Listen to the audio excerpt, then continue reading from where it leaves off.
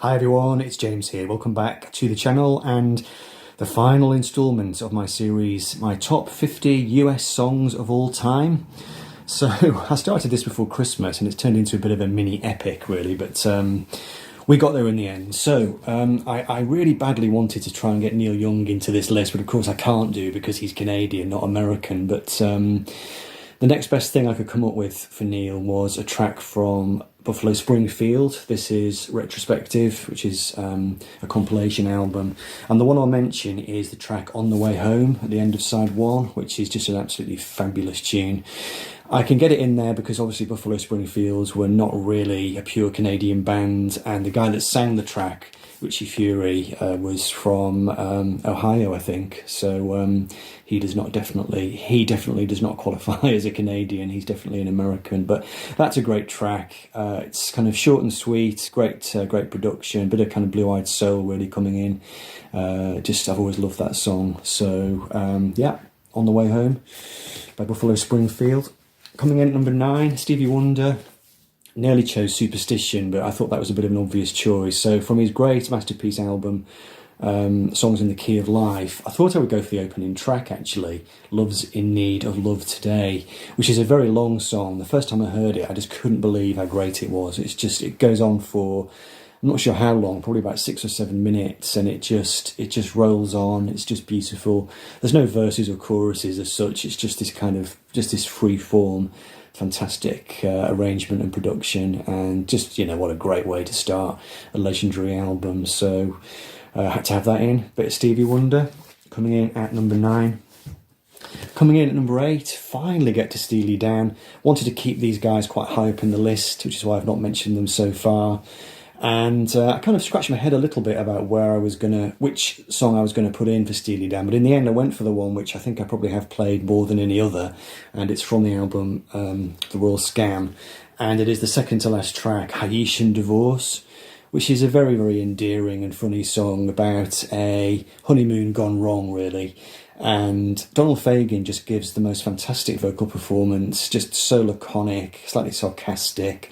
I love the arrangement. The one thing that I think slightly lets the song down is the talky guitar effect. I'm not quite sure what it's called. It's like a kind of talky, like a vocoder thing plugged into a guitar that makes the guitar sound like a human voice. My one criticism of the song is that you hear a bit too much of that. It should have been more sort of contained, maybe a sort of introduction and a solo and an outro. It kind of plays all the way through the song and it gets a little bit repetitive on the ear. But apart from that, I think it's a fantastic song.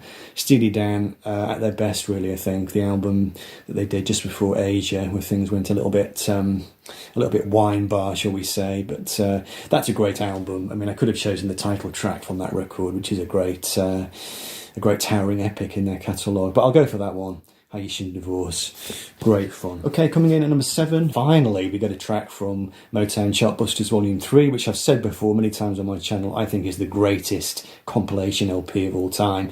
Now this was difficult because to me, this album, even though it's a compilation album, it works as a piece, and it's actually very difficult to pick a track. Every track is great, especially on side 2. But having said that, the track I've picked actually in the end is from side 1. I nearly chose I Heard It Through the Grapevine, which is just, possibly the greatest Motown song of all time. The reason I didn't go for that one in the end was that it was used in that commercial, wasn't it, the Levi's commercial, which has slightly tainted it for me. Having said that, there's a reason why this track has also been tainted.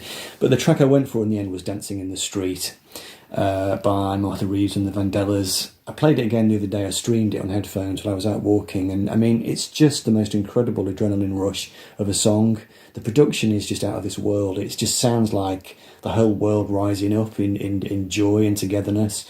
Absolutely brilliant. The thing that slightly taints it is the dreadful David Bowie Mick Jagger version from Live Aid, which is pretty horrendous, but I thought in the end, I would let it off the hook, and that's the song I chose in the end from this record. But there are so many other choices. You've got the Tracks of My Tears on here, For Once in My Life by Stevie Wonder, Just, My Cherie Amour by Stevie, so many great tracks. That's the one I'll have today. I'll have Dancing in the Street by Martha Reeves. Coming in at number 6, we've got a real tearjerker from Graham Parsons' first album, GP. And this is a song which I just totally fell in love with back in the day. It's a great album, really consistent record, quite upbeat. Some real sort of good shit-kicking country tunes on here. But the track that always melted my heart, really, was the track She, which is the last song on side 1, composed by Graham Parsons and Chris Etheridge. And it's just this achingly beautiful and forlorn country ballad, really. Blue-eyed soul mixed with, it's just the sweetest country music imaginable.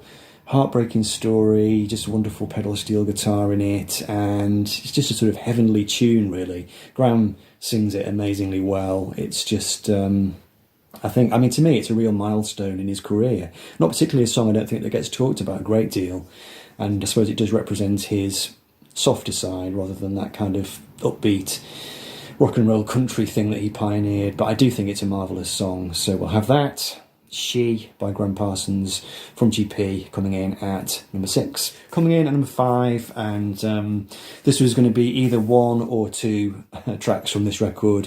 When I originally made the list, the song I picked in the end was Riders on the Storm at the end of side 2, which is a very moody and magnificent slice of kind of dark existential blues rock, really. But in the end I had to choose LA Woman, just because of the influence and the impact it had on me as a drummer, as a musician back in the 90s. When I was first learning to play, I obsessed over this song, and just the way John Densmore drove it, and just that breakdown section in the middle which goes into that kind of Latin-y section, and then there's just that gradual acceleration where they sort of gradually go back out into the main section at the end like a jumbo jet taking off. Just amazing. I used to set my drums up in the living room of my parents' house when they were away on holiday, blast that song through my dad's big hi-fi speakers and just play along with it, and I learnt so much from it, and it's just just a towering performance. Great song. Jim Morrison turns in an absolutely epic performance. So I went with that in the end. As I said, it could have been Riders, but I went with LA Woman in the end. Okay, I think that one probably would be number 5, actually, of my favourite songs of all time, US songs of all time, and I'm quite happy to say that these 4 are my top 4. And this one, Sly and the Family Stone, there's a track from... There was a best-of CD which came out in the 90s, which has got a slightly more expanded track list than this one. There's a fair bit of crossover, but there's a few extra tracks. That was the CD that got me into Sly Stone back in the day. And the track in question was on the CD and is also on this, and it's just one that just brings back great memories, really. It's the song Hot Fun in the Summertime, which has that great kind of chugging 6/8 rhythm, which... I always thought that Genesis copied it a bit later on in the song Misunderstanding from Duke. If you know that song, then you'll know what I'm talking about. But I can't say much about this, really, because it's got such personal resonance for me. It was a song that I got into pretty much at the same time as I was getting together with my partner, really, at the end of the 90s or sort of early noughties, and my life was turning around in so many ways, and it just brings back great memories. But it's a great song anyway. There's a really amazing live version of it, which they did on some kind of live TV show. I might try and link it down below for you to have a look at it, but it's a very short song, short and sweet, and it fades out really quickly, which I find really endearing. There are some songs that just go on too long. They just repeat and they just go on and on. Stevie Wonder had a habit of doing that, let's face it.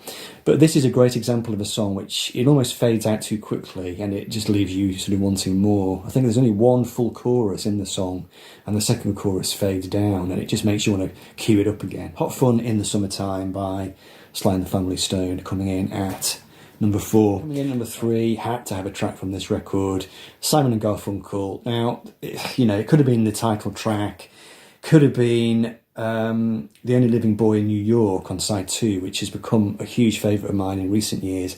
But in the end, I've gone for a track which you might not immediately think of, and that's track 4, Keep the Customer Satisfied, which... again, is a kind of short and sweet song with this amazing brass arrangement in it. I just love their lead vocals on it. I love the tune. I love the arrangement. It's so sort of upbeat and happy, really hooky. I think one of Paul Simon's more hooky efforts. And Again, this one comes entangled with all sorts of memories, listening to this record back when I was a kid with my mum and dad. My dad bought this record for my mum, the year it came out, so it's definitely one that goes way back. So I thought I'd have that one. As I said, there are any number of tracks I could have picked, but I've gone for that one. Keep the Customer Satisfied from Bridge Over Troubled Water. Now, number 2, I'm going to cheat, because right at the start of this series I said I was only going to include one song per artist, so each artist only gets one song. But having reviewed the list, I realised I was going to have to include this. Maybe I just picked the wrong song, really, for Cooder. The one I chose originally, the Arthur Alexander tune, Go Home Girl, which is a great song. But this took my breath away when I first heard it. From his album, Get Rhythm, it's the second to last song on side 2, and it's called Across the Borderline. It features a duet vocal, Cooder and Harry Dean Stanton, who does one verse of the song, heart-melting vocal performance. The track is written by Cooder, Jim Dickinson and John Hyatt, Across the Borderline. It's a wonderful song, but the thing that really steals the show in it is Cooder's slide guitar solo, which is absolutely mesmerising. I mean, it just takes your breath away. It's slow, it's sweet, it's absolutely just heartbreaking, heartrending. If you haven't heard it, check it out. I mean, I've listened to this track in a darkened room over and over again. It's absolutely wonderful. Had to have it. I just could not leave that out. So Cooder gets the honour of the only artist in the list who's managed to get 2 songs in there, but yeah, that one was a shoo-in, definitely. From Get Rhythm, Cooder, Across the Borderline. So, number 1, and I think I'm happy with this, my favourite US song of all time is going to be Surf's Up by the Beach Boys, which again is one of those songs which just takes your breath away in its loveliness. It's an interesting song. It's quite episodic. It's not just one idea. It's several ideas which segue into each other, but just the way that it just all forms together into this one hymn, really. It's like a sort of hymn or an old gospel song, and the vocal arrangement is just absolutely stunning. It's very spectral. It's very, very haunting, and the final fade out with those vocal harmonies coming in, I mean, it's just beautiful. I mean, it's the best that pop music can get, I think. I just think it's just an absolute masterpiece. So yeah, Surf's Up from, I think, quite a patchy album. There's some great highlights on this record. If I was going to pick another one from here, I'd go for Feel Flows, which is a Carl Wilson song, also on side 2, but had to be Surf's Up, so that's what I'll go with. Number 1, my favourite US song of all time. So there we go, finished.